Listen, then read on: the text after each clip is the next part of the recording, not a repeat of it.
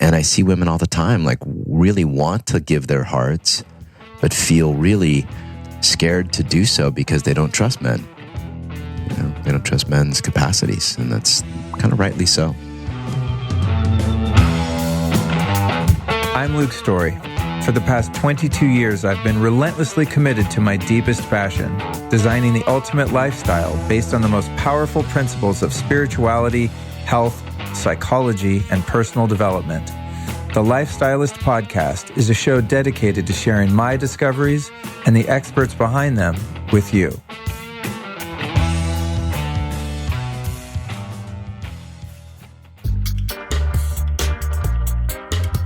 I wonder if you can guess what my very favorite herb in the entire world is. You think you can guess? Think about it for a second. What is Luke's favorite herb? What's the herb that he uses every day above all else? Well, I'm going to give you a hint. It's called coffee, folks.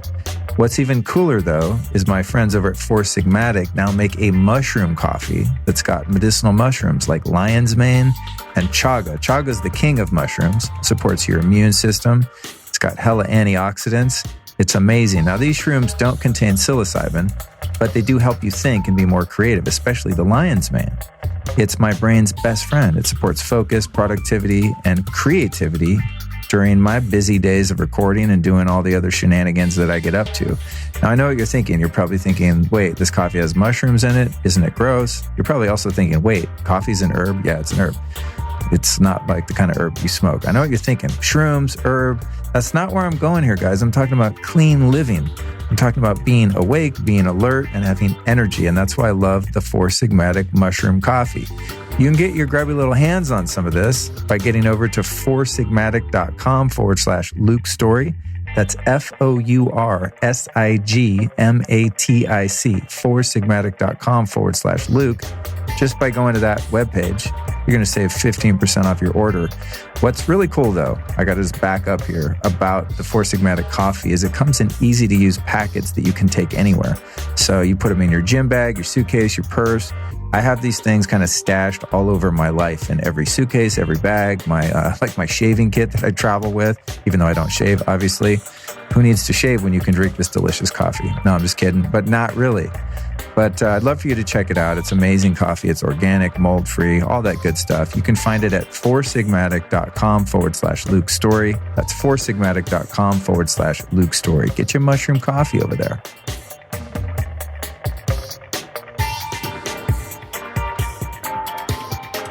Let's take a moment to celebrate this fortuitous and very auspicious moment, folks. You just stumbled across episode 264 of the Lifestylist Podcast, Soulmate GPS, Finding the Love You Want Without Losing Yourself, featuring one of our most popular guests and one that's been on the show twice before on episodes 31 and 85, respectively, none other than John Wineland.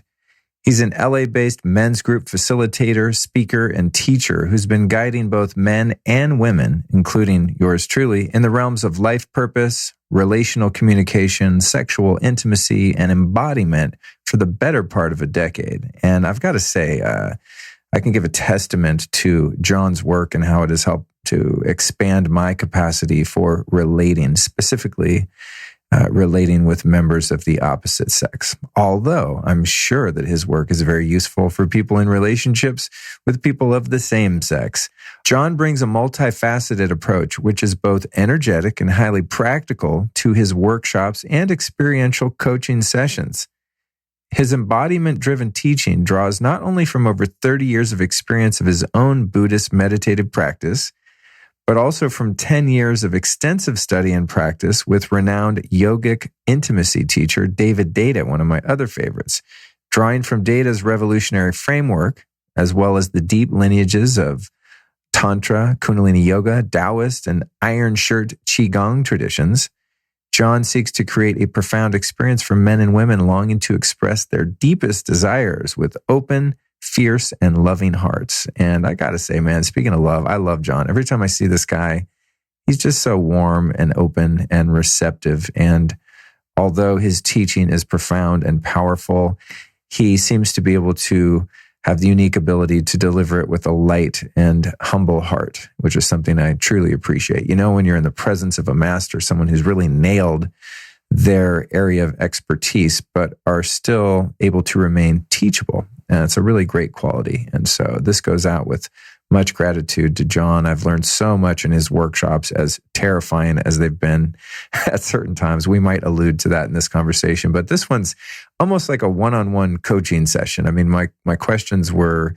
very personal at the time of this recording, which, by the way, shout out to Attune, the amazing event where this was recorded in Atlanta, along with my Joe Dispenza prior show that came out a couple weeks ago, and the upcoming shows with Sahara Rose and Icona, respectively. You can look forward to those. This was a part of the Attune series, so I'm very grateful that they gave me the opportunity to sit down with John in person, because even though we both live in LA, sometimes it's actually difficult to get him in person, so I was really happy to be able to do that.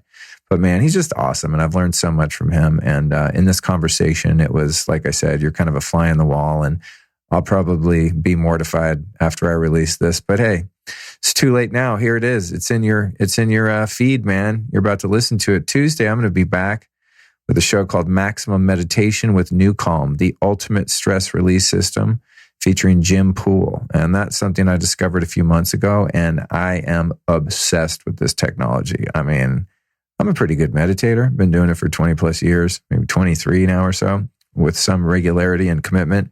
But this device called the New Calm has taken it to the next level. And so we talk a lot about stress relief with Jim, not just about this particular modality or device, but just how stress works in your brain. And that's on next Tuesday. And then the following Friday, I'll be back with a solo show called The Flow State Formula, Neurohacking Mindfulness, which is a recording of a live talk I did some months ago at an amazing event in LA called Mercado Sagrado. A couple upcoming events. I'll be at Upgrade Labs Biohacking Conference, March 27th through 29th, Paleo Effects in Austin, April 24th through 26th, Meet Delic in LA, May 2nd through 3rd. And you can find those events and tickets to them at lukestory.com/events. That being said, man, let's jump right into this very intimate and enlightening conversation with one of my favorite teachers in the world, Mr. John Wineland.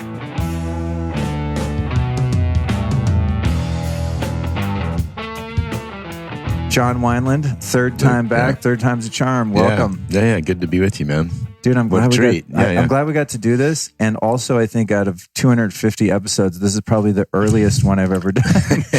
Like, we booked it for 10 a.m., which for normal people, I understand. Like, they're like, dude, I'm at work at 8, right. You know? But I was like, can I even talk at 10? I don't know. We'll find out. So you can, though. Yeah, well, so I get up early. I want to jump right into it. Unfortunately, because I was recording yesterday, I missed your talk here. But I've done a considerable amount of work with you, you know, a few of your workshops and stuff, which have been majorly transformative. I've talked about them a lot on the show because they've been pivotal experience as a male navigating my way through romantic relationships. And so first thing I want to ask you is, like, what's your hot take right now? What's the newest kind of development or awakening that you're having in your teaching?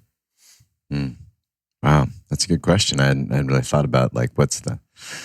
I think the thing that I'm doing here is I'm taking a look at what it means to be healthy sexually, you know, as part of the sort of health and wellness prism, right? That this whole workshop is about, this whole conference is about, and I think the way that I've structured it seems pretty relevant. And you know, there's stages of health, right? In the first stage of health, it's all about self-expression, right? So we want to be able to express ourselves sexually fully from the light, complete light energy of divine love to the dark energy of, you know, dark fuck. You know, we want to be, and everywhere in between. So we want to be, I can say that on your podcast? Totally. You know, say whatever you want. No, it's just funny. Sometimes I forget that you're not like, well, when we're lovemaking, you know, you're just like, it's got to be a good You fuck. take the rose petal and you like move it on her third eye as you sing mantra to her. Yeah, I mean, there's that. That's great, right? But there's also the biting, scratching, like, and so sexual expression, healthy sexual expression, is the whole spectrum, the bass to the treble, right? Low notes, high notes, and learning how to do that. That's the sort of first stage of sexual health. And then once we get good at all of that, which most people don't even get to that space, like where they can really, most people will collapse at certain energies. So what I've been working on here is, what are the energies what are the gifts you naturally bring? Like people can just feel like you're good at bringing as a sexual romantic partner. And then what are the energies that you want to bring more of? I think we might have done something like this in a workshop that you were part of. Like what's the fierce love or dark lover or dominance or whatever it is, or surrender, or what's one of the energies you want to bring more of? So once you get past that, then it's all about, okay, how do I take that to other and be really sensitive to other and take my personal expression and give it in chunks that people can metabolize and that turn them on and that open them and all that. And then once you get good at that, there's a whole bunch of substrata here, but then once you get good at that, it's about how do you incorporate the divine and it's not about what she wants or he wants. It's not about what you want. It's about what God wants, so to speak. What the divine wants in the moment, which might be something that you're not even wanting in that moment, right? But that it's going to open love deeper in the moment. And so sexual health, this most sacred form of sexual health actually involves the releasing of your preferences because you're an instrument for something greater that wants to come through as, divine love fuck. So that's been the take that I've been bringing here this weekend. I bet that's been a big hit. So far, so good. Yeah, so far, so good. I have noticed, probably, not by accident, that some of the shows I've done that have the word sex or sexuality in the title tend to be some of the highest downloads. One of yours, I think, and then one of John Gray's also. Because there's something we all just kind of figure out, right? I mean, we're kids. We don't learn usually in a healthy way unless we have very conscious parents. Yeah. And as men, I think many of us learned from pornography and bros at school. Yeah. And then you go out and try and, bring that to your early explorations. And that sometimes you're on your own. Is not well received. And, and then the whole thing, the whole story. So I think it's a really important conversation to have. And especially for those of us that are seeking to live more consciously and being able to integrate sexuality into our lives in a way that is productive, not destructive. Yeah. Well, if you think about it, if you break it down how, at least boys, we'll talk about boys since you and I are men, like how we learned about sex, there was basically nothing from our parents, very little, right? Then there was, some kind of pornography movies, maybe like R-rated movies. I don't know, something about Mary kind of stuff. And then alcohol and drugs kind of helped make it happen, right? Very much so, yeah. So that's kind of our education when you think about it, right? It's pretty fucked up, right? Like become totally unconscious and then get drunk. Yeah. and then fuck and see how it goes, right? You know what I mean? Like that's how most of us have learned about sex. And so, there's a complete retraining that needs to happen around conscious sexuality and what that means. I'm curious what your take is on having conscious sex in a casual, non-committed type of relationship, friends with benefits, booty call kind of situation, because I've had a lot of those relationships in the past, and then that kind of became unfulfilling, and I sought to seek deeper meaning and a deeper level of intimacy. And have also been in and so those maybe the more casual relationships were based on sexual compatibility and great chemistry, but perhaps there was an alignment in other values. And then there have also been relationships that have been very bonding in other ways, but perhaps the sexual element of the relationship wasn't as strong. And so I'm always kind of left at a place where, like, if you lead with sex and that's all you've got, you might not have a great foundation for a long-term healthy relationship. But if you don't kind of introduce that somewhat early in a relationship, you don't really know what you've got. So I don't know if there's a question in there. It's sort of just a pondering of, like, when does sex enter the equation and what's a healthy way to go about getting to know someone in that way? Yeah. Well, I have a personal preference, which is to take a little time, a little time. Not doing it on the first night, getting to know somebody for a few nights, kind of feeling into it, that kind of stuff. I've gone as long as 3 months entering a relationship. And I think, if you wait to have sex and you bring all the heat without the sex first, then by the time you have the sex, you kind of know, right? And if there's chemistry and if there's a good compatibility, that kind of thing. So I think that it's all, sometimes one night stands can be the most conscious, beautiful, deeply loving experiences, right? There's nothing wrong with that. It's just that doing them consciously. And by consciously, I mean being aware, both partners being aware of what they're stepping into, really feeling it, like feeling like, okay, can I give my heart to this man for one night because I know he's not interested in a relationship? Can I fully love this woman, and can she handle me leaving? Like most guys will just say, well, I told her I wasn't available for a relationship, and then we had sex for 4 nights, and by the end of it, she's like wanting more, and I'm like, said, I told you, and guys justify that, right? When you could feel, you can tell. I know a guy that's done that before. Yeah. So as a masculine partner, I'm saying, like, don't create bad karma. Like if you can feel in your heart that this woman, you are just interested in something that will be pain for her, don't do it. Why do it? Like, why be so, that's kind of desperate, And I think people can get desperate for sex and do stupid shit and do shit that creates bad karma. So yeah, I'm all for it. If both partners are like, yeah, let's have a one night stand, then we bow, we love each other like with wild abandon, and then we bow, we move on. That's great. I think the same thing with friends with benefits. As long as both partners are really bringing honesty and true consciousness to it, why not? Like there's no limit on how much conscious, beautiful, deep sex we can have, as long as there's a feeling into, are we creating any karmic hooks? Are we creating any negative karma that, that's going to hurt them and hurt us, and that we have to clean up? Yeah.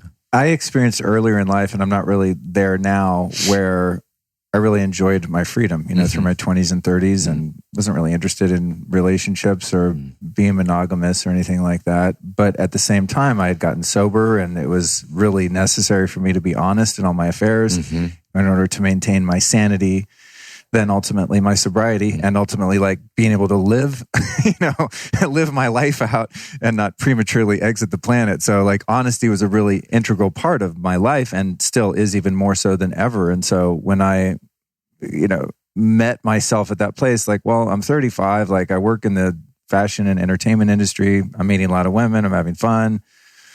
But I want to be honest, I started just being very forthright, as you just described. Like, hey, listen, we met, we seem to dig each other.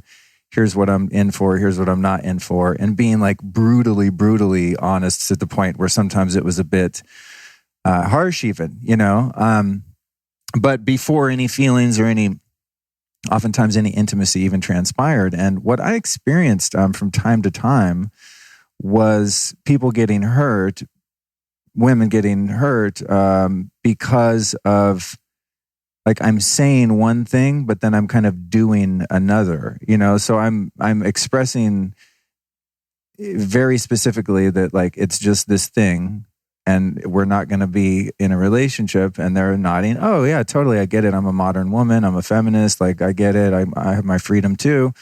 Cool. But then if it happens too often and you throw in a couple sleepovers and it starts getting a little too cuddly, and there's a certain sort of threshold of intimacy and cariness that just naturally happens between two people, then they'd kind of be like, well, what's going on here? I'm like, what I told you, Right. But it's, in other words, it's like I found at times women would not listen to what I said, but they would watch what I did. And so I think at times, and thankfully this is, I've learned a lot since then, but going back, I was somewhat irresponsible because I thought just telling them was enough. Right. But I had to sort of learn how to have discipline and really, not make it a regular thing or get too involved, because even though mentally perhaps they were trying to protect themselves, their hearts would get involved. Sure. If they have a feminine essence, then, anytime you take them deep sexually, anytime there's depth sexually, it's very hard for someone with a feminine essence not to want more of that. So, and there's all kinds of biological reasons, the way the women bond sexually, oxytocin, those kinds of things. So it stays in them for a long time. So naturally, women, feminists or not, they get wired for attachment different than most men. And I think where most guys run into problems is you could say, hey, here's what I'm in for, but you can feel their when they start to get hooked. And if you blow past that point where your heart kind of knows, then I think you're now entering the realm of irresponsible kind of karma creating, negative karma creating, relating, and it's just going to be painful, Right. So I think it's again, I try to teach men, just bring consciousness, like bring real consciousness and real depth on. I think it's great to be honest. It's really great to be like, here's what I can give you and here's what I can't. But the real honesty is, here's what I feel you can take. And here's what I don't think you can. And if I go any farther with you, I'm going to take you someplace that I don't think you're really. And then you listen and you feel she might be, no, fuck you, man, I'm great. And you feel the truth of it. You're like, okay, baby, all right, just check in. Right. Great, I'm glad you're still down. Or she might say, no, I'm good. But you can really feel that she's not. Right. Or you give her a chance to be really honest because you're naming something that she's almost afraid to name. Yeah. And all of those things I think are important for guys to bring to modern sexual relating, whether it's long-term or friends or short-term, any of that stuff. Yeah, absolutely. And then there's a point at which I think some of us male-embodied people also, subjectively speaking, and also watching friends of mine as they mature, perhaps and get into their late 30s, or in my case, early 40s, where that proposition just ceased to be interesting anymore, and there's like a desire for greater depth and greater intimacy, and not having to have any kind of breaks in terms of allowing love to express itself. And I remember it was after a few years of Kundalini yoga, I started having the experience in a couple relationships where I was confused because I started to have these really heart-centered feelings of love for someone that I didn't even know that well, and we were just having kind of a casual thing. And I'm like, what the hell is going on? Like, I'm catching feelings like many women have, right? Even though I was not intending to do so. But that's healthy, man.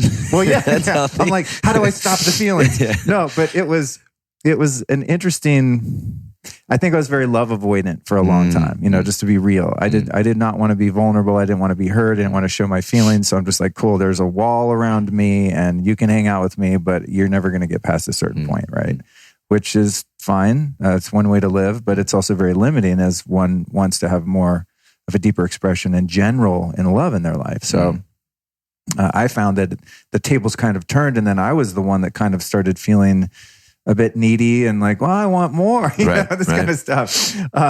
Do you think there's a point at which men arrive where the tables sort of turn and energetically, and they're no longer kind of able to, for lack of a better term, get away with the more casual flings and stuff because they're too open and receptive? Yeah, well, I think if you're doing a ton of Kundalini for years, right, you're actually becoming any practice, any embodied practice, yogic practice, meditative practice that you do is going to make you more open and receptive, meaning it's going to activate your feminine, your own feminine, which wants love, which wants connection, which wants devotion, right?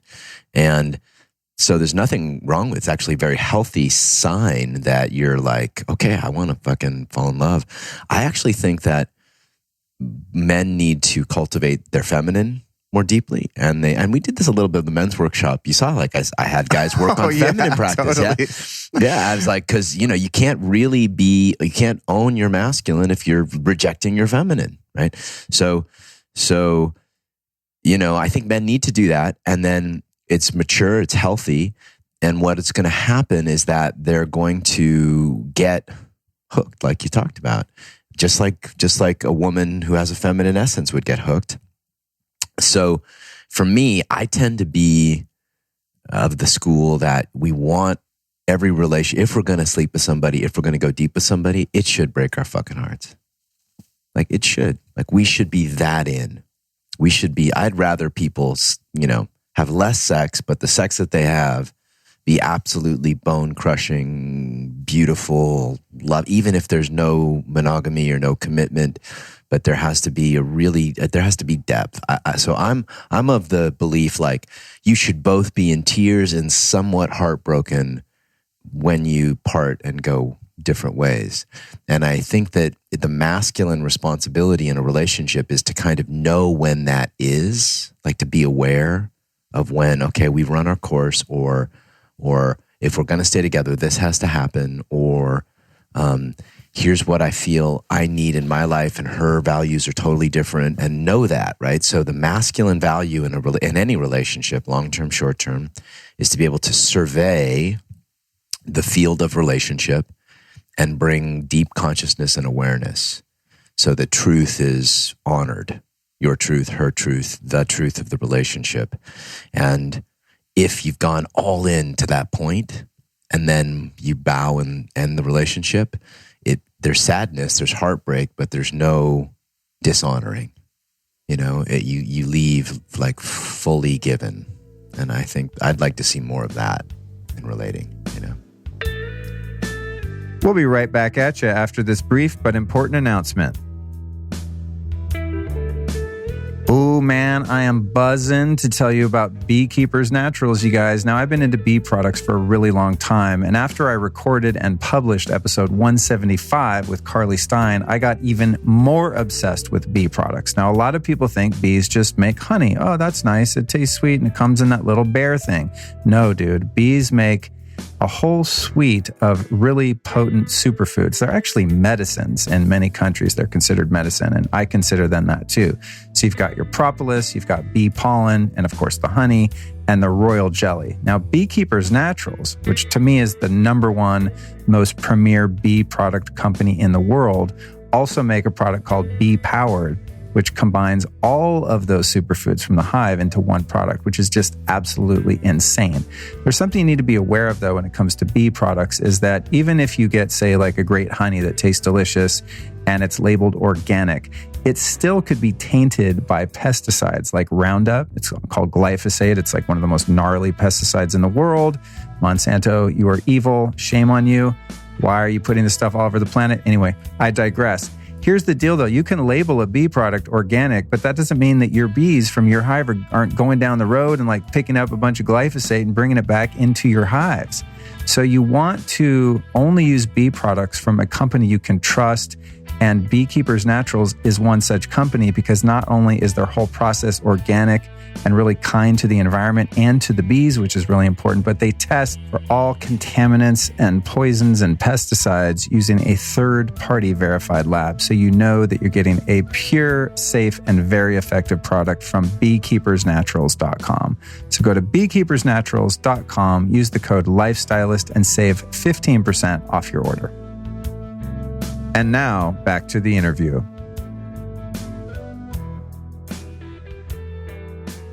When a relationship is coming to an end, regardless of the level of depth that you've gone with someone, what are some practices and conscious ways to end that? And do not people have, whether they be male or female, have different preferences in terms of how they separate? Yeah, of course. I mean, the sad truth, Sophia Diaz, one of my teachers, said, it's fucking amazing just how brutal people get in ending relationships, like from love to brutality in very short periods of time. But if I had my druthers, right, it would be there's a recognition that, hey, this is coming to an end. There's an honoring of everything that has happened, right? There's a recognition and appreciation of everybody. And this can be a practice, right? Like you sit down, you spend a day, and you just go through all these things, like what I appreciate about what we did together and what you brought me, and there's a real honoring and thanking of each other. And there's a sharing of regrets.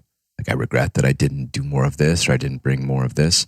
And, this idea that relationships need to continue forever, or, you know what I mean, is somewhat unrealistic. Not always, but somewhat unrealistic for every relationship, every time. And so what's really important is that you leave each other, in my opinion, you leave each other better than you found each other. And that a recognition of that work together feels like the best way to end it. So I like appreciations, regrets. If there's anything else that needs to be cleared, like I wish you would have given me more. That tends to be the less important thing, because it just creates more drama. And a real honoring of what your partner brought you. Because chances are, if they're a good person, which, I'm assuming most people, are with good people, they did their best. They did their best to love you, and they did their best to honor you. And so having a recognition of that. What happens in reality is that shit blows up. I mean, this is the feminine. Like the feminine, the volcano does not ask, like, can I level this town? The town's just leveled, right? The tornado doesn't ask, like, hey, can I just like sweep up this entire farm? No, the farm's just completely destroyed. So the feminine in all of us, not just women, in men too. I see this in men a lot. Like, they'll burn the fucking village down. So the feminine in us will burn the village down. The masculine in us wants to create a beautiful ending. And finding some middle way where, that can happen, I think is really good masculine leadership. That's really, really profound. Thank you for that. And I like the identification of the feminine within the man. I think a lot of people, I think I learned this from John Gray, like the two Johns I've learned so much from, but he talks a lot about the hormones and things like that. And that when men get really emotional, especially if they're in rage, we think of that as like toxic masculinity. But it's actually like toxic femininity, because they're having an estrogen fucking overdose, and they're going completely into their feminine when they're like, freak out, punching walls, violence. Yeah. That's all feminine, which is so, I was like, wait, what?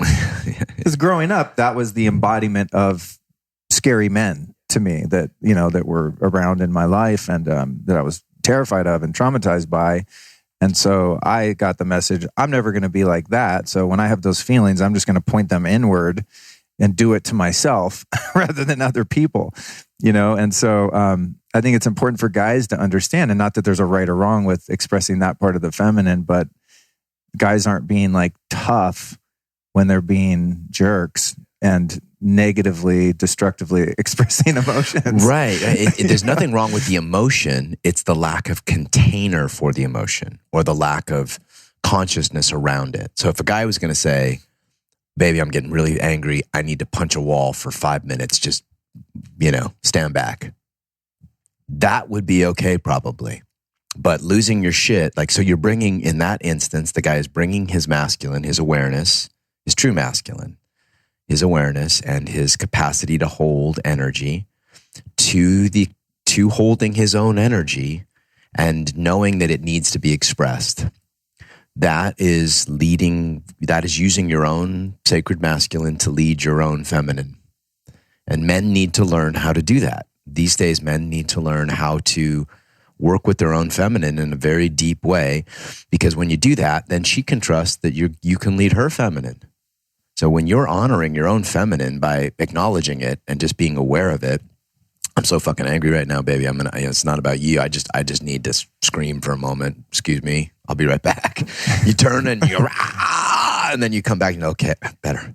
Yeah. That's trustable. That's the capacity to own your own shit is very good masculine leadership. And I just think a lot of guys, there's a lot of men's work being done that is very good at expressing emotion. I think they're missing this point. I think a lot of men's work is missing this point, which is that it's not just about expressing your emotions or revealing your emotions or revealing your pain. That's part of it. But it's also having a way of shepherding your own pain and integrating it into your partnerships and into the world in a way that opens people. And so that's a missing piece, I think, in relationship and in just kind of this masculinity talk. That's really cool. And that obviously requires a certain degree of a certain perspective of self-awareness through meditation practices and whatnot, so that there's an observer witness you that I guess we would call that still never-changing masculine energy that's observing, oh, wow, I just got this feeling. They kind of just hurt my feelings. Now I want to say this shit to them. Like, you have to have some dominion over over your emotional and mental body in order to be able to regulate that and even have that self-awareness. You have to have the nervous system strength and the awareness. Yeah. So you can make the choice of like, I'm going to like, and look, I certainly lose my shit still, it's like, but I'd say 50% of the time I have enough awareness to own it, which is much better than it was 10 years ago. Right. And so it's just this thing where you gently figure it out. The other piece that's super important for men is to have other men around you who can see you, who can be the witness for you and be like, that doesn't feel quite right, man. Like continuing with that woman in that way, it feels like kind of piggy. It feels kind of bullshit. And having men around you, which is why I love men's groups and leading men's programs, who can point you to that, that's also crucial. Yeah, that is the accountability when you have men around that are conscious and courageous enough to be honest with you. And aware. Yeah. Like having aware men around you, that's fucking priceless. Yeah. Like whatever, if any dudes listening, make that priority number one. Get a bunch of aware dudes around you who are going to call you on your shit. I still have guys from my men's groups and teachers. Two of my three main teachers are men. They're calling me on my shit all the time. I need it. Otherwise, I'll drift into my habitual, ego-driven selfishness that I just don't want to bring to the world anymore. In terms of masculine energy men learning how to have an awareness of their feminine side and their emotions and to develop practices and habits of healthy ways to express that without undermining a relationship. So I think in terms of the emotion of anger, you contextualize that. How would a man in a healthy way express feelings of deep love, empathy, compassion in a way that wouldn't turn off a feminine woman partner? I think men I know, and including myself at times, have started to venture into the land of like, well, I'm getting feelings. Let me not shut them down. Right. In a moment of intimacy, right. Maybe tears might come to your eyes and you're just like, holy shit, I'm feeling this immense sense of love and the heart's opening. And it's a very feminine sensation. I think most men, even though we might be able to access that, we're never going to let our partner see that because it's so vulnerable. That's a mistake. Okay, let me. Yeah, I'm going somewhere here with this. I know my questions sometimes are very meandering, and I feel bad for the guests because you're like, there's 10 questions in there, but they sort of take a narrative sometimes for me to formulate. I got you. I'm with you. And and also, I want to put things in the most broad perspective so as many people can relate to it at once. But let's say I'm in a relationship, and this has happened to me in the past, and going from being very avoidant and sort of really protecting myself to emerging into this like, wow, I'm actually not going to die if my heart breaks, and having the heart broken a few times and weathering the storm and going, cool, I'm going to keep opening it and it's going to keep getting broken, and that's just part of life. But I have experienced in a relationship where I'm just having this like emotional expression and maybe tearing up and just nothing's even happening. I'm just looking at my partner going like, fuck, I'm just feeling this deep love. And I've had experiences where they've been really threatened or turned off and even kind of shamed me for that. Like, God, you're so feminine, or like, you're such a pushover, and was extremely painful to have that reflected back because it takes it takes like so much courage to be able to be vulnerable in that way. Yeah. I won't put up with it. So men, I think, like many like me, just don't go there because we're like, I'm not going to like chance opening that portal and have someone put a fucking dagger in it, or at least that's what it feels like, whether that's their intention or not. So what's like, as a man, how do you know, not only as you said, how to kind of put a container around anger, but what about just joy, bliss, love, open-heartedness in a way that's productive to the relationship and will be well received? Yeah. I think I get where you're going, and I do see. I think that it's not the love, the joy, the bliss, the ecstasy that we're feeling when we're in love, right? Our own feminine. It's the structure of our bodies. So our bodies need to maintain a certain level of structure. So our front of our bodies need to be open and soft. Our spines need to be strong. We need to be grounded. And if we're all those things and tears are streaming down our face, so they need to feel the structure, our physical structure, and structure is both physical and aware. So our awareness of our own emotion and our physical structure, and normally in very few sentences. So where women start to get turned off is the guys like get into it. And then, when my mother did this, and we attach it to a whole story of our life. They get lost there. But if we just came and said, I just fucking love you. I just like, you're breaking my heart. You're so beautiful. Like, I'm in awe of you. Like, never leave me. I just fucking like, I'm yours. And if we can say it in 2-3 sentences, it's usually very, very impactful for women.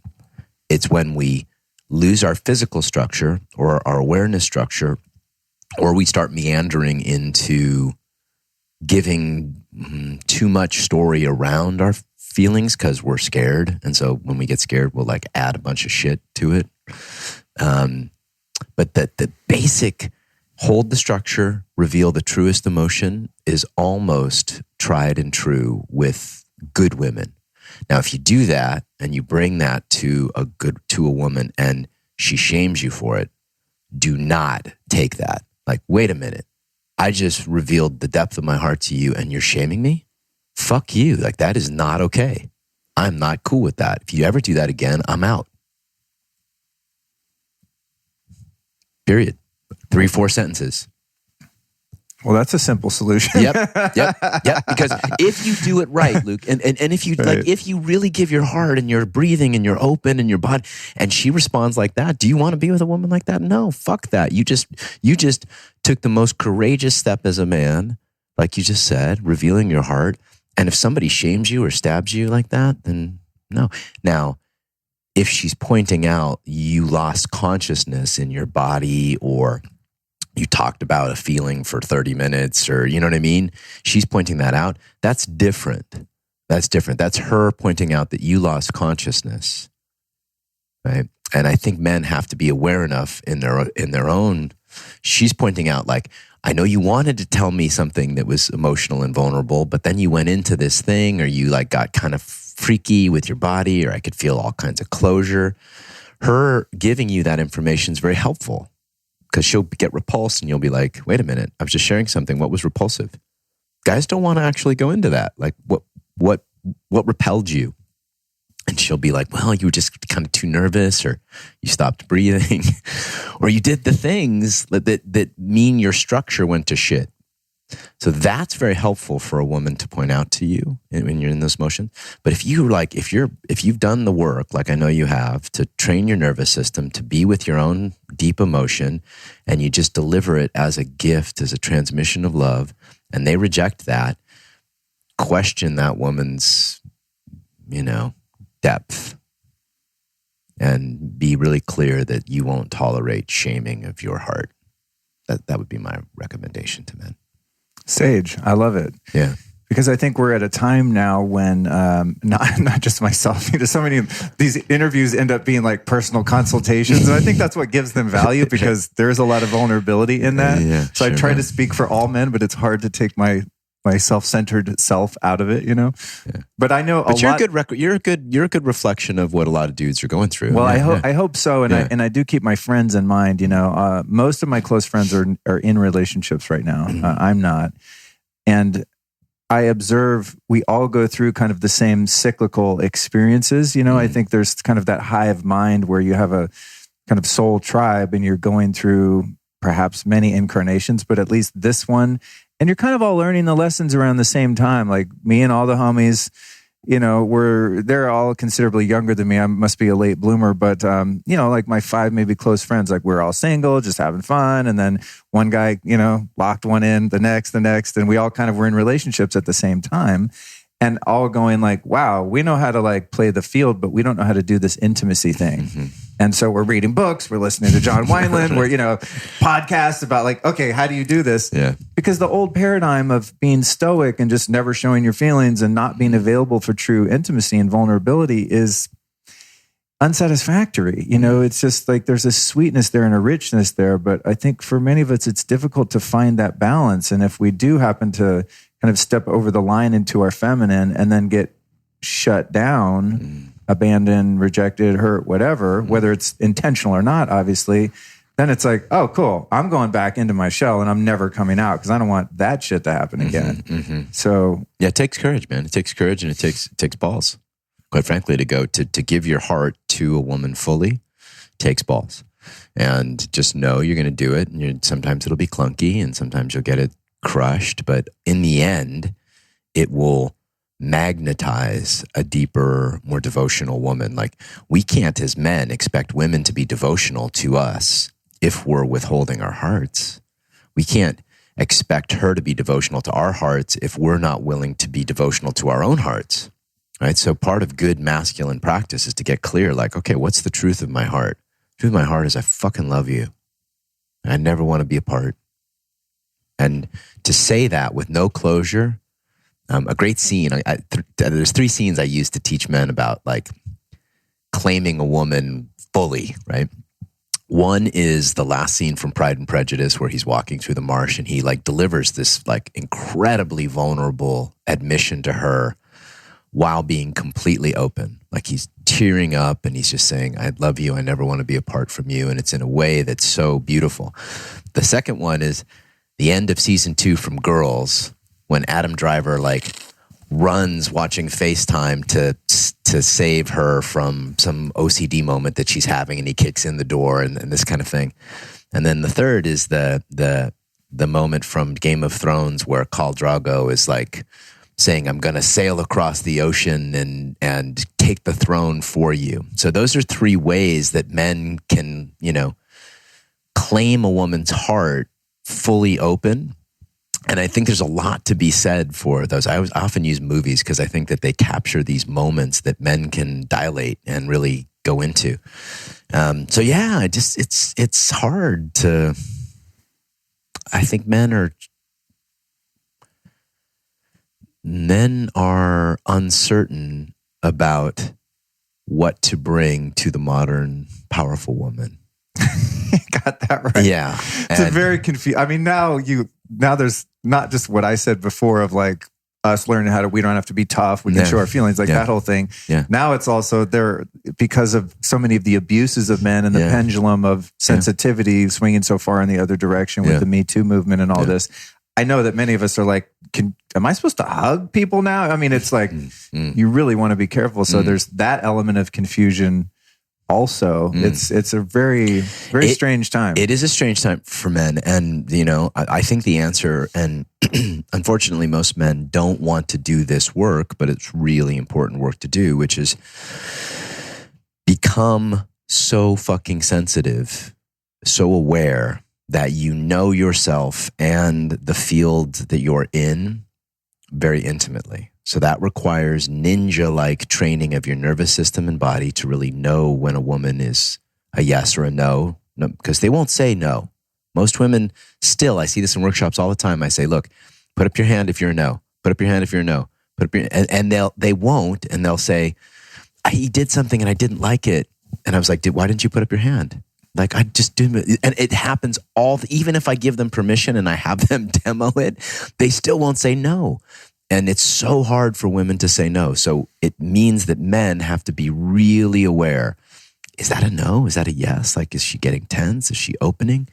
And learning awareness is the number one skill full body awareness is the number one skill I would offer men. So Kundalini yoga is a great way to do it. Qigong is a great way to do it. I use both to teach men all kinds of embodiment work so that you become more open and aware, and you'll know like how to navigate the modern woman, right? But it takes time.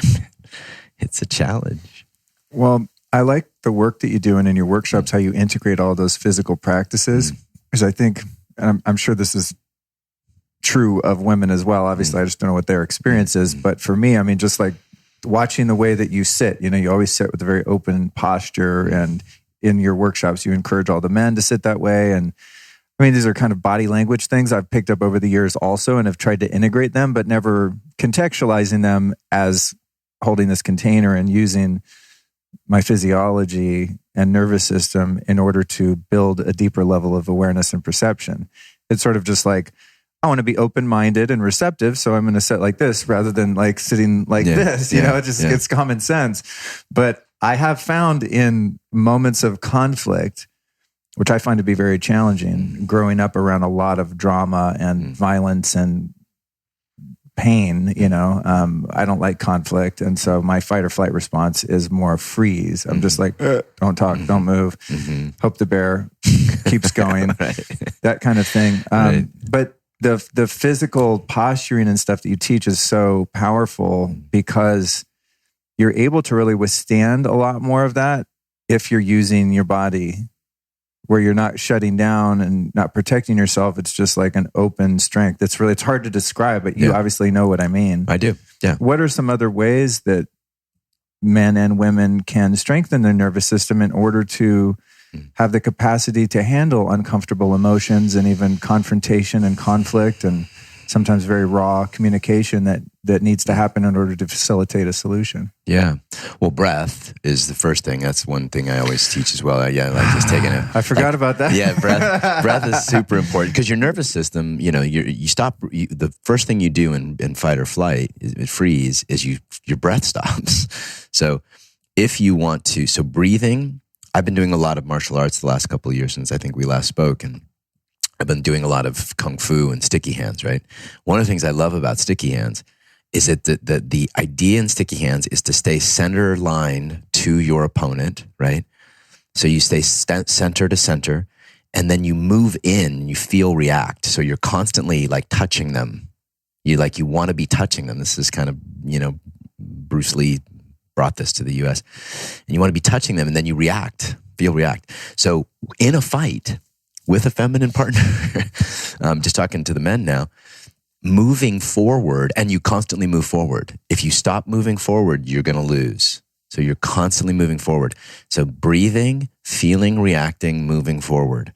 These are things, and staying connected to the earth. These are things that if men can do, so moving forward in a fight with a woman means tussling. Like she comes at you with, and then you have some move that actually takes that takes that energy and transmutes it into something playful or loving. So why didn't you put the toilet seat down? And then you move closer to her and pull her near you and say, I love it when you tell me what to do. Right? That's like a move. It's like a, it's like a tussle, right? So I love when you talk to me like that, talk dirty to me, right? Something, whatever, everybody's got their own move. But there's a thing where you're moving forward. And most guys, when their women come at them like that, they kind of either freeze or move back or attack. There's not like this kind of tussling, playful, what my teacher David Deida calls flowery combat. And learning that, I think, no, I'm making it sound easy. It's not. Like, dudes need to kind of do all kinds of training, and this is why I have a job. But that's the skill set that's needed moving forward with where women are at, both in their level of, their own powerful masculine that they've cultivated over the last 40 years, their deep level of mistrust of men and the masculine because of, tens of thousands of years of abuse, and the ache in their heart of not being met because men have just got, for the last 20, 30 years, have got more consistently numb and checked out. And all those three things are hitting women and making them feel almost desperate, for like, oh, fuck, what am I going to do? Look at them. The men are doing this or they're doing that. They can't hold their emotion. They're numb. And I see women all the time, like, really want to give their hearts, but feel really scared to do so because they don't trust men. They don't trust men's capacities, and that's kind of rightly so. We'll be right back at you after this brief but important announcement. When I first found the product made by today's sponsor, Comrade Socks, I was so stoked because I love wearing compression socks when I travel, and now actually just when I'm living my life, walking around, because I didn't realize how awesome they feel all the time. But I also kind of have my own fashion sense. You know, I worked in the fashion industry for a long time, and I like to wear me some colorful, well-designed socks. So when I found out there was a company that merged both of those things, meaning some like medical grade socks that don't look medical, they look fashionable, and help with the swelling and all the discomfort associated with being a human and having feet on the bottom of your body, I was super pumped. So if you want to check these out, here's what you do. Get over to comradesocks.com/Luke. That's COMRAD socks. comradesocks.com/Luke. These are great for preventing swelling, so you're more comfortable when you travel, sitting or standing for long periods, speeding up muscle recovery after workouts. And they come in a range of colors and styles that are actually dope looking. No one will even know you've got scientifically designed compression socks on under there. If you've got more circulation, you have more energized legs, less pain and swelling. So you're just living that good life. And they also use something called Smart Silver antimicrobial technology, which prevents odor-causing bacteria so your feet don't smell stank, which is a huge plus. So get over to comradesocks.com/Luke. That's comradesocks.com/Luke. Enter the code Luke at checkout and save 20%. And now back to the interview. I hear a common complaint from women that men are, you know, as you say, numb. I think I've heard the term emotionally unavailable. And there are, of course, you know, patterns that develop in childhood where, I mean, certain women pick unavailable men because their dad was unavailable, you know, the whole thing, which you can learn about in therapy, but hopefully. And then, you know, we have our own thing too. Perhaps mother was a bit overbearing. So, that, you know, as a male, you're more avoidant and you're like, I don't want to get trapped under the pressure of a woman's emotions or attachment or whatever. Right.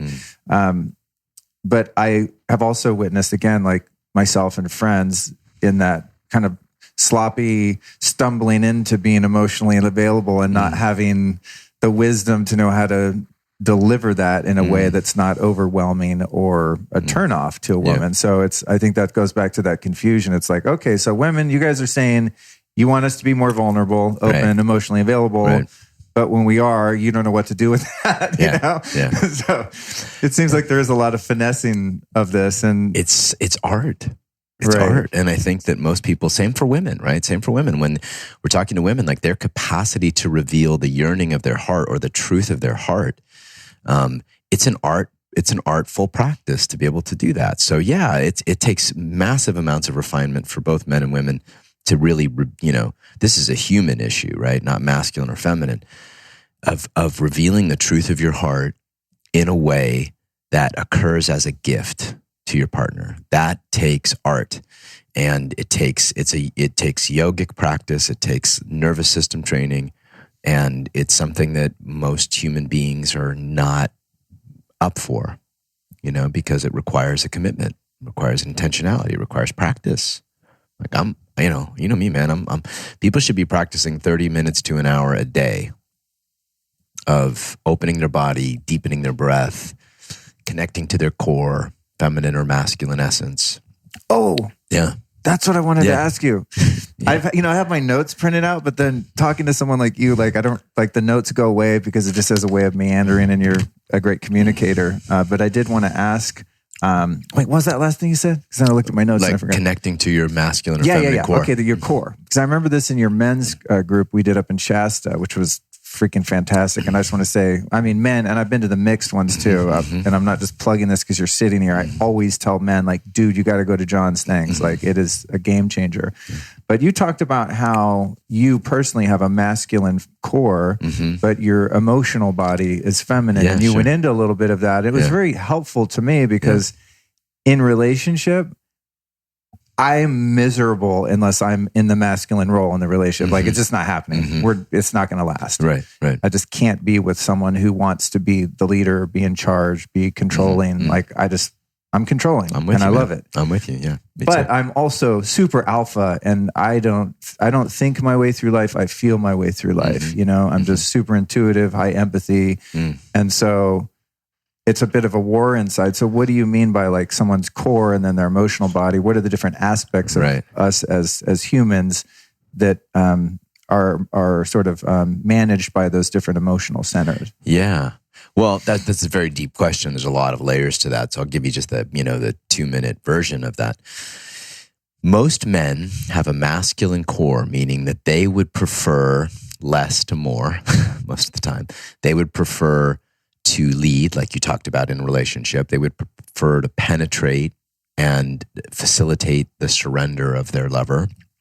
They would prefer to have those things most of the time, not all the time, but 70, 80% of the time. That's the role they want to play in the relationship if they have a masculine core. Does that include not wanting to be told how to drive? Of course. Yeah. like that's, it's kind of common that you want to be the direction.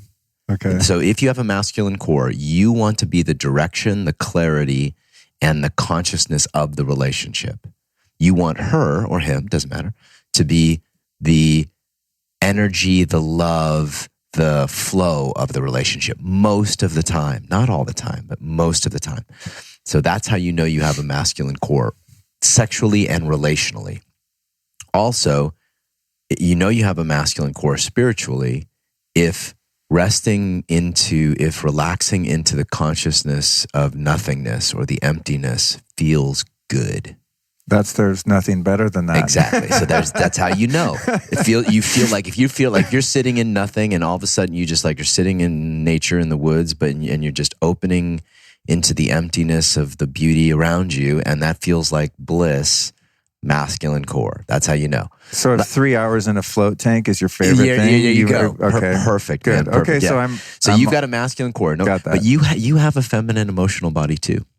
Yeah. Just I sense that. Yeah, just like me. Just moments ago, I'm like tearing up. I mean, my emotions are always so accessible. Yeah. Yeah. Which is great, right? As long as you're conscious of it, right? So those of us who learned intuitively, whose emotional bodies, maybe, for me, I was raised by all women. So literally 5 women, an aunt, a great aunt, a grandmother, mother, but it's just like, so I was raised by all women and 3 sisters, 4 sisters, including my stepsister. So I learned about the emotional body, the feminine body, and it just kind of, just the way that I was raised. So I have a feminine emotional body. Now, it's beautiful because I can feel shit, right? You're very intuitive too, right? So I can feel it. I can cultivate it if I'm judging it, like a lot of guys will. Like I know a lot of guys who have feminine emotional bodies who will judge that or make themselves wrong. That doesn't work. So what you do is you get busy accepting who you truly are. Wow, like I'm a dude with a masculine core, a masculine sexual essence, masculine relationship to my body, but my emotions are highly feminine. Like I'm sensitive. I'm intuitive. I care a lot. I'm an empath. Those are great, right? And so now it's just about your masculine recognizing your own feminine in terms of your emotional bodies and the flow of emotion, which can get quite volatile sometimes, and creating space and practice and communication techniques. So I will say to my partner, I just feel fucking needy. Like, wow, I'm so needy tonight. Like, I just need you to. Oh my God. Yeah. I would be so afraid to verbalize that, dude. I don't think I could ever say that. Oh, yeah, no. I feel that sometimes, you know, like there's distance and I'm like, I need to know we're cool. I need that connection back, you know? Yeah. So, and that's because I've done the work. I've done the deep inner work to get right with my own truth, my own emotional body. So I think that's a big piece of men's work that, again, it doesn't necessarily get taught in the traditional men's practice, right? We'll face our emotions, we'll get good at it, but learning to face your emotions and then learning to communicate them to the world and express them through the body and through words, that's a yoga. That's a yoga that people, in my opinion, need to learn, men especially these days, yeah.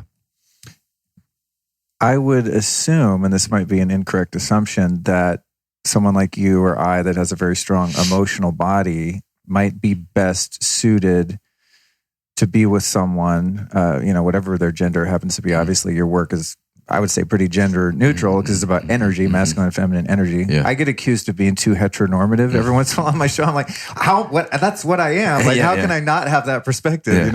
I've only lived this way for 49 years.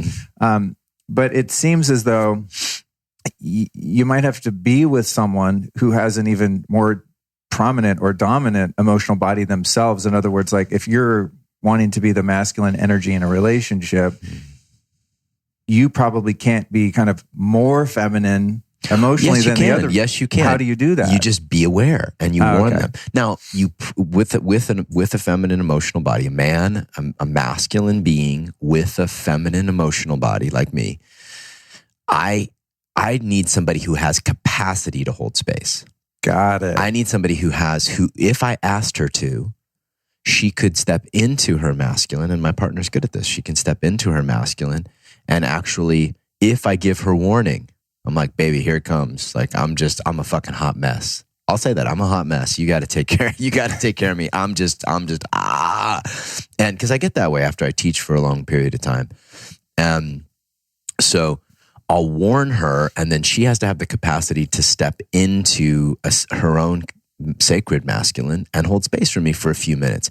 If it's not the whole relationship, or it's not forever, if it's just an evening or an hour or a few minutes, most women are totally game for that.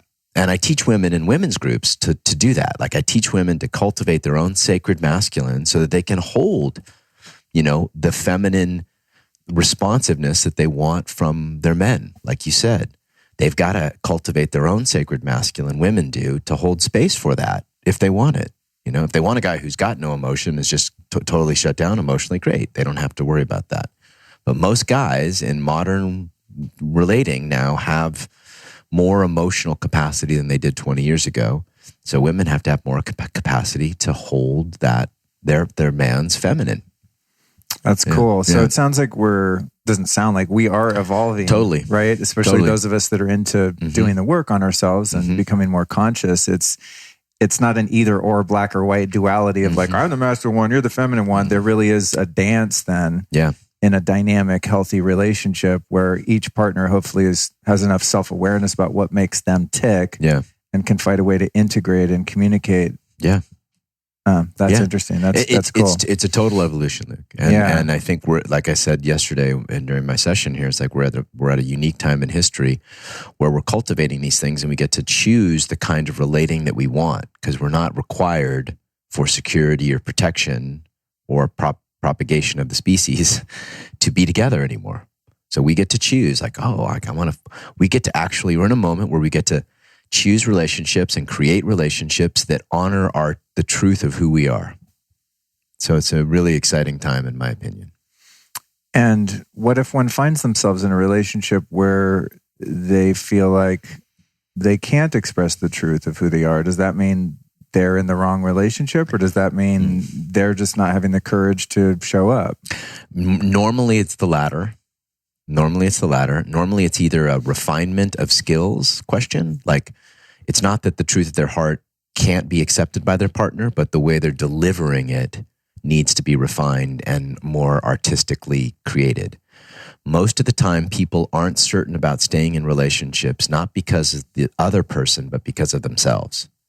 Because they know somewhere in their hearts, they haven't fully given it their all. They haven't fully revealed their truth. They haven't fully owned what they need to own. They haven't fully developed a skill set that will serve the relationship. They haven't fully honored their terms in the relationship. And they have to do all that first for a period of time, 2 months, 3 months, 6 months, and really give their partner, I'm assuming this is like a longer term commitment, right? Really give their partner a chance to step up.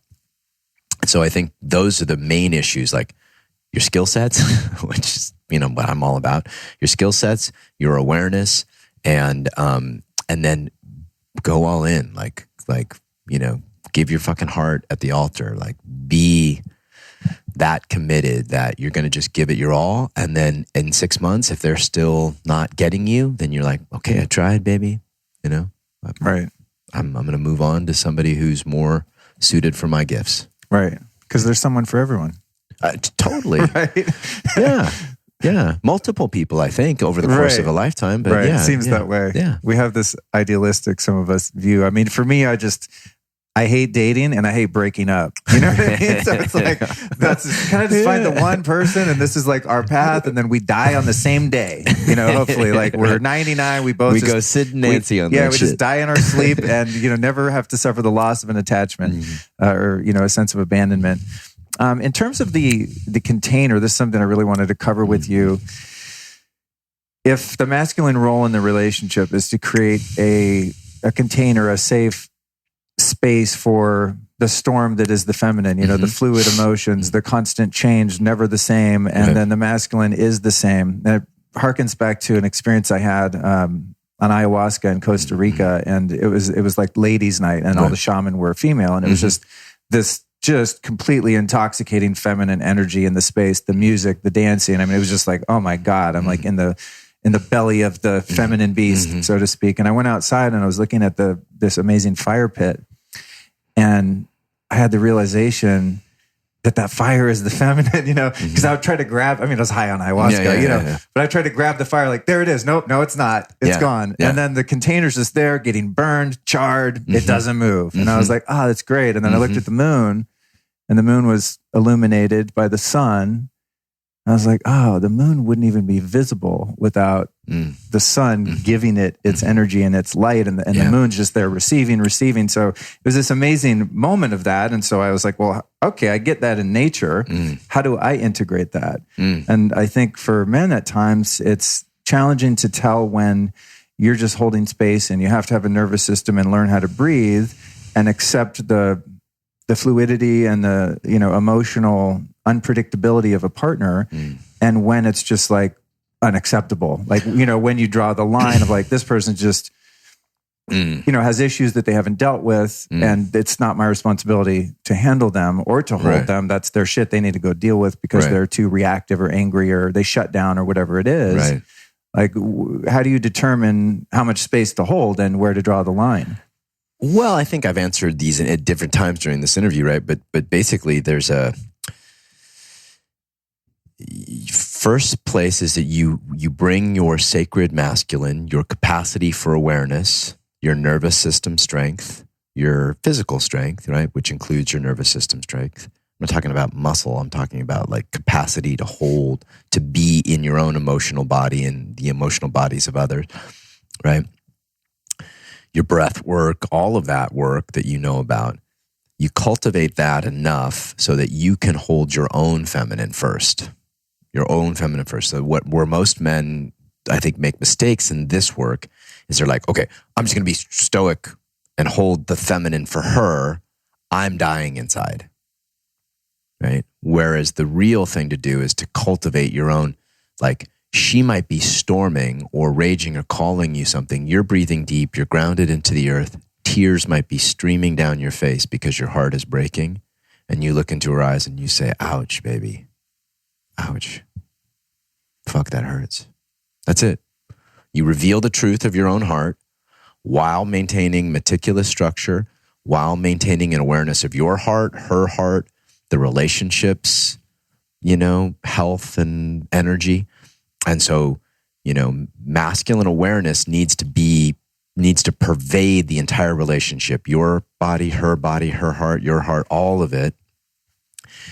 Then you can feel. Once that's happened, then you can feel like, okay, like I said, if you're bringing your open, true heart to her with meticulous structure and vulnerability and depth, and she rejects that consistently, then you say, or she brings her own neurosis or unprocessed stuff to you consistently, and you're responding with depth and practice and the best you've got to offer, then it's after a few months of trying your best, like really trying your best, trying to, you know, change your skill set, trying to change how aware you are of your own stuff, try to own your own shit. Then after that, you can bow and say, look, baby, I've given you my best.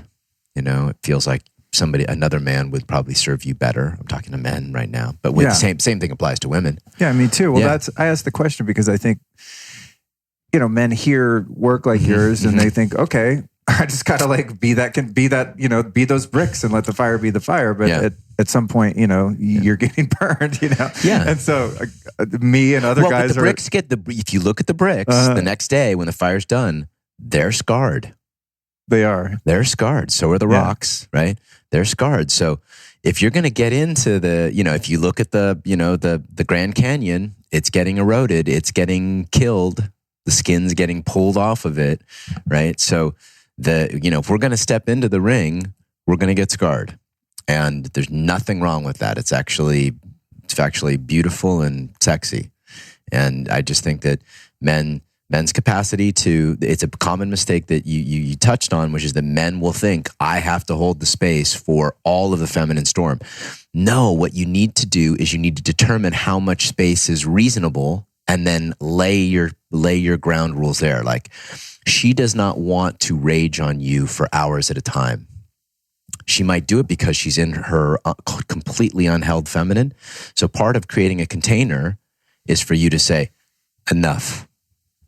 Like, I've heard you. I apologized. I gave you my truth. I heard your truth. Enough. That's it. No more. That's a container.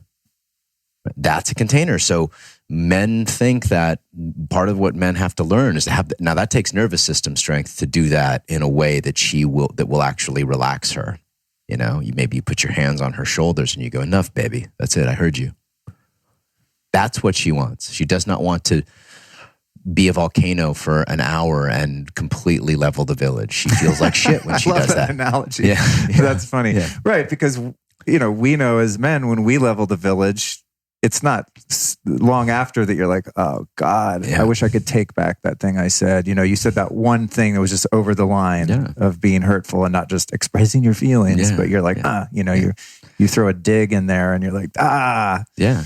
Your value to her is to know when it's enough. That's part of your masculine value.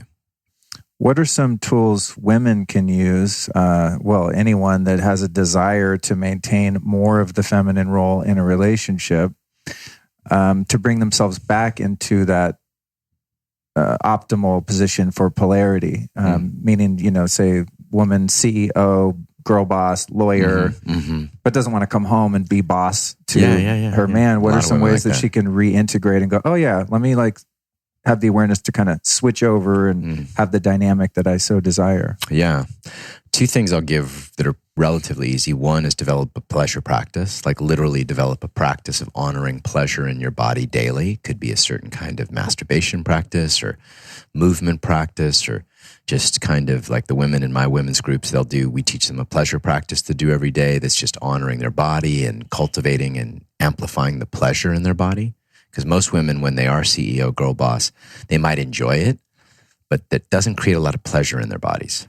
So to switch from that, they've got to move from their own sort of holding space, kind of, more tank-like, to getting home and being more like bamboo or, like flowing water or, that kind of thing. So that would be the first, to develop a pleasure practice.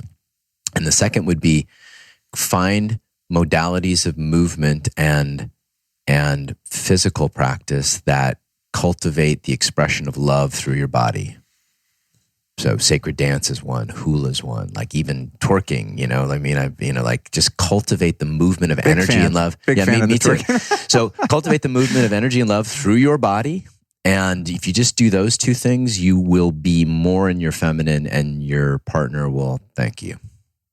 That's cool. Yeah. Sage advice. I like that. It brings me back to one of the exercises we did in your last men's group that was, you really put, I don't know how it is for women, of course, but like for us guys, that shit is hard. There are some things you have us do that are mortifying. But I think because I've been practicing the art of surrender and just willingness for so long now, that some of the things that I saw the other guys freaking out when you had to embody your shadow. Yeah. We did the exercise, you embody your shadow. Yeah. And I'm like, oh my God, really, John? Like, this is so whack. And then I'm just like, I'm all in and I'm on the ground, and the homies I was doing mine with were like, damn, are you an actor? I'm like, no, if I'm going to do it, I'm going to do it. Right. So some of the things that were really hard for the other men, I managed to summon the wherewithal to do. But the one that was the most hard for me which other guys seem to kind of get into, was when we had to embody you invited us, we didn't have to do anything, to embody the feminine and really move our body in kind of an ecstatic dance and this free-form dance. And I'm not someone who's ever really expressed myself through dancing. I used to play music and, like if I have an instrument, I'll groove around, but like, I'm like jazz hands. What do I do with the hands? There's no bass, Right. But when we did that, it was interesting because there was this self-consciousness. I look stupid. The guys are going to be judging me, all that kind of stuff. And then there was a threshold that I passed and I kind of clicked into it and got out of my head finally. Yeah. And I still felt like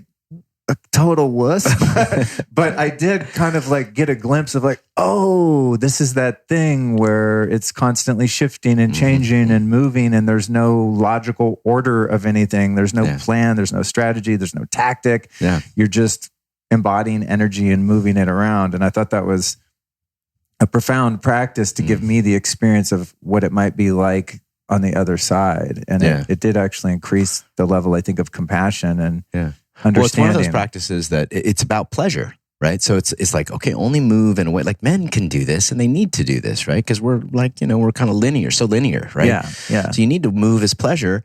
And one of the great things about a practice like that is that cultivates sensitivity. So we've been talking all interview about the sensitivity that needs to be cultivated. And being able to move and flow and let your body kind of ask for the next movement and let it be nonlinear and let it be all about feeling good.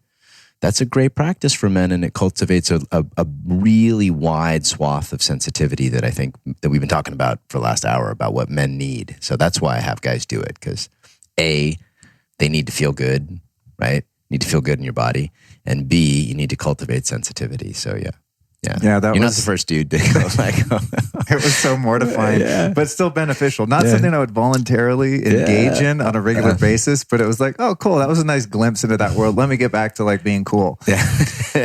Another exercise that I thought was really profound, and this was in your Art of Fearless Intimacy mixed workshop that was in Santa Monica a couple years ago. And it was at a perfect time in my life because I was in a period of celibacy and not dating, was really just going inward and doing some work.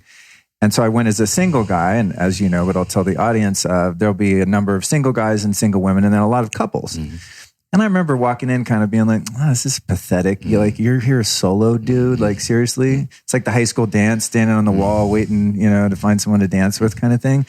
But then you partner us up with these different women, and it was really powerful because I got to work with so many different souls and female bodies. Just when I'd kind of get comfortable with one, doing one of these intimacy exercises, you'd be like, okay, switch next lady. I'm like, God, I just was like feeling okay with this one. Right.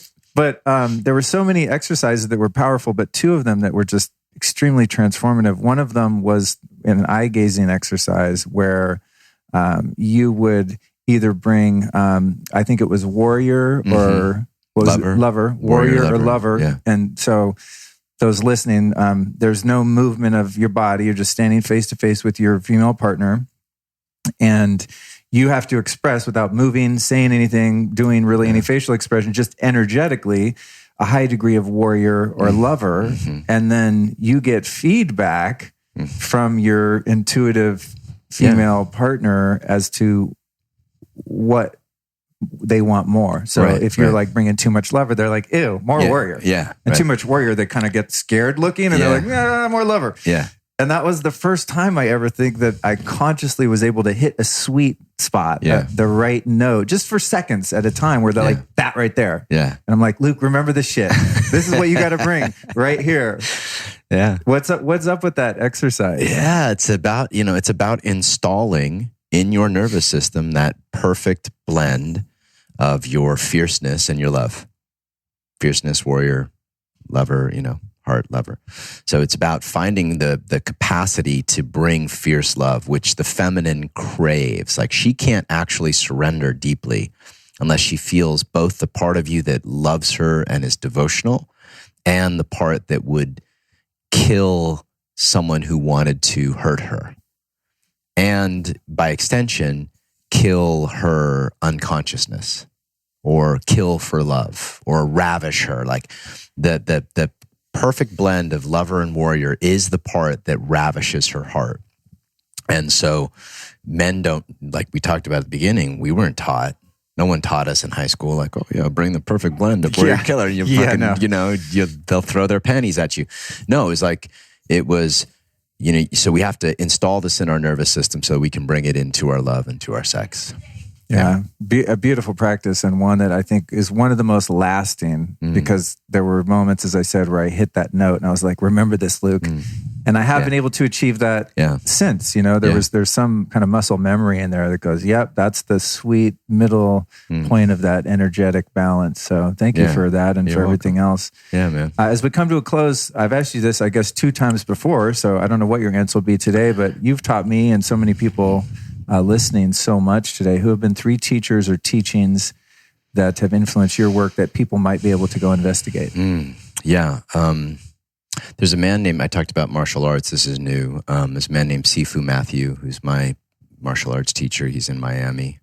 He's a absolute fucking wizard. So Sifu Matthew is somebody. I'll always mention David. You know, David Deida is my teacher and, you know, has been for 12 years now. So anything from David Deida I would send people to. One of my teachers who's a shaman in the lineage of Carlos Castañeda's work, studied it for 20 years and is a true master in this realm, is a man named Teo Alfaro, who be great for the podcast, by the way. He lives in LA. Oh, really? Ooh, yeah, cool. He started a organization called Wolf Connection. Right. And so he rescues wolves. He's got a wolf sanctuary of like 30 to 50 wolves in Acton outside of Los Angeles. It's awesome. Wow. It's awesome. And he's a no bullshit shaman. Like, you know, like he doesn't call himself that, but that's what he is. And so he wrote a book called, I think it's called The Wolf Connection, but he just wrote a book that's doing really well. So I would send them to Teo too. Yeah, Teo Alfaro. Yeah. Teo Alfaro. And what about website, social media, anything you want to plug? Yeah, you know, I'm having a lot of fun with the virtual workshop, right? So for a lot of people who can't get to my workshops, because I only teach 3 a year for co-eds or men, you can come on to a virtual workshop where I do office hours, answer questions. I literally load all the content from my workshops, including lots of the practices that we talked about, onto the virtual workshop. So if you hit my website, you can sign up for the virtual workshop. It's like $60 a month, and you can stay on it as long as you want, get as much as you want. It's like kind of like Netflix for all this shit. Yeah. Cool. Yeah. All right, dude. Well, thanks for joining me again. Oh, man, I love it. It's good to see you, bro. See you soon. Yeah. Thank you so much for joining me on yet another episode of the Lifestylist Podcast. I trust that you were inspired to improve the relationship you're in, or to find one that suits you and your highest good. I've learned so much from John over the years, and man, I just can't get enough of this guy. I could have him on the show every week, honestly. The area of romantic relationships has been one that I've learned some hard lessons in. And one that's not come easy for a number of different reasons. The obvious ones, you know, early trauma, addiction, all those kind of things that I had to work through first, but then just not really focusing on it for so many years, really just having fun and being free and single and having a career and doing all the things that I did for the past 20 years before I really started getting serious about finding a very special relationship, which now I have. I hadn't at the time of this recording, but I'm happy to report that I'm putting all that I've learned in life and from John and teachers like him to work, and it's paying off. I'm very happy, and I'm sure we'll be talking more about that soon. But first and foremost, I want to thank you for listening to this show, and I think it's through really learning how to relate to one another that we can not only improve and enrich our own lives, but send a ripple effect of love, positivity, compassion, and empathy out to those around us. And in so doing, transform our little corner of the world. So thank you for participating. And if you made it through to the end of this episode, that qualifies you to be someone who's committed to improving themselves in their life. So I congratulate you for that. And thank you for joining me in my journey to do just that. This show and every other show of the Lifestylist Podcast that's ever been or ever will be would not be possible if it was not for the support of our sponsors. Don't hang up. Please listen. They're very important. These are awesome. The first one is Comrade Socks. Now, I know this sounds crazy. Like, why is Luke talking about socks? Dude, actually, it's funny. Right at this very moment, I have my Comrade compression socks on. I love when I practice what I preach. It was not intentional, but I'm taking a road trip today. I'm driving off to someplace called Indian Wells, which I think is near Palm Springs or something, to spend a week with Joe Dispenza, who was on the show a couple weeks ago, as I said. And on long drives, when I'm going to be sitting for long periods of time, standing for long periods of time, and especially flying, I always wear my Comrade socks, which you can find at comradesocks.com. The discount code there is Luke, and that saves you 20% off. Then my friends over at Four Sigmatic, you know I'm going to be packing some of their little instant coffees to go when I go to this Joe Dispenza situation, because from what I hear, he's kind of on the Tony Robbins tip, 12-hour days, all that business. He's going to be working hard on ourselves, so I'll have some of their Lion's Mane instant coffee with me. You can get your hands on some of that at foursigmatic.com/Luke Story. If you want a discount at foursigmatic.com/Luke Story, enter the code Lifestylist and you'll save 15%. Last but most certainly not least are our friends over at beekeepersnaturals.com. That's beekeepersnaturals.com. I just crush their bee products. I like to have a little of the old honey. They make a very special honey infused with pollen and what's the other thing? Propolis. I like to have that at night. It helps me sleep. It's a glucose thing. It's something I discovered in the deep in the biohacking world. I forget exactly how it works, but it does. And then, of course, when I travel, I have the propolis spray, which is my own little kind of natural antibiotic. And then I just randomly crush spoonfuls of their bee pollen because it's delicious and super healthy and full of copper and B vitamins and all sorts of bioavailable minerals and nutrients. That's beekeepersnaturals.com if you want to get the best and most organic and toxin-free bee products on the planet from some people that not only make great products, but really do a lot in the conservation of our bee communities around the world, which is vastly important. You can get yourself a discount with the code Lifestylist at beekeepersnaturals.com, and that saves you 15%. So there you go. Keep your feet cozy with those compression socks. Get your coffee and medicinal mushrooms from Four Sigmatic. When you make that coffee drink, throw some Beekeepers Naturals honey in there, and you are winning at the game of life, folks. Thank you so much again for joining me. I'll be back Tuesday where we talk about alleviating stress on a very profound level with Jim Poole, and then again on Friday with a solo show of a talk I did at Mercado Sagrado. Can't wait to share the upcoming episodes with you. Make sure to tune in and don't forget to subscribe so you don't miss any of the upcoming shows. All right, peace out.